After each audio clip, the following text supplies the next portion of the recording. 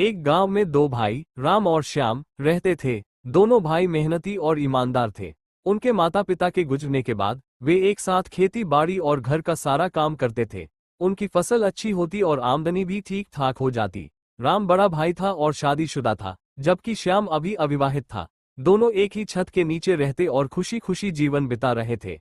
संघर्ष की शुरुआत एक दिन गांव के किसी व्यक्ति ने श्याम से कहा, तुम्हारा बड़ा भाई शादीशुदा है और उसका परिवार है। वह तुम्हारे हिस्से की आमदनी अपने परिवार पर खर्च करता होगा। तुम क्यों नहीं अपना हिस्सा अलग कर लेते? श्याम के मन में शंका ने जन्म लिया। वह राम के प्रति शक करने लगा। उधर राम को श्याम की दूरी महसूस होने लगी। बंटवारे का निर्णय श्याम ने राम से कहा, भाई अब हमें अपनी जमीन और संपत्ति का बंटवारा कर लेना चाहिए। राम को यह सुनकर दुख हुआ, लेकिन उसने बिना कुछ कहे श्याम की बात मान ली। दोनों ने अपनी जमीन और सामान आधा आधा बांट लिया।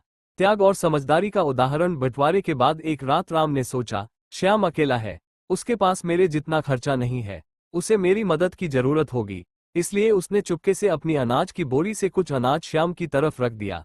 दूसरी तरफ श्याम ने सोचा, भैया का परिवार बड़ा है, उन्हें ज्यादा जरूरत होगी।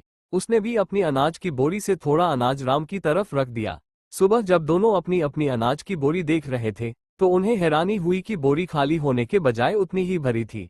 सच्चाई का पता अगली रात दोनों चुपके से अनाज रखने निकले और रास्ते में एक दूसरे से टकरा गए। उनकी आंखों में आंसू आ गए। दोनों को अपनी गलती और एक दूसरे के प्रति प्यार का एहसास हुआ। संदेश। इसके बाद दोनों भाइयों ने बंटवारे का विचार छोड़ दिया और फिर से एक साथ रहने लगे।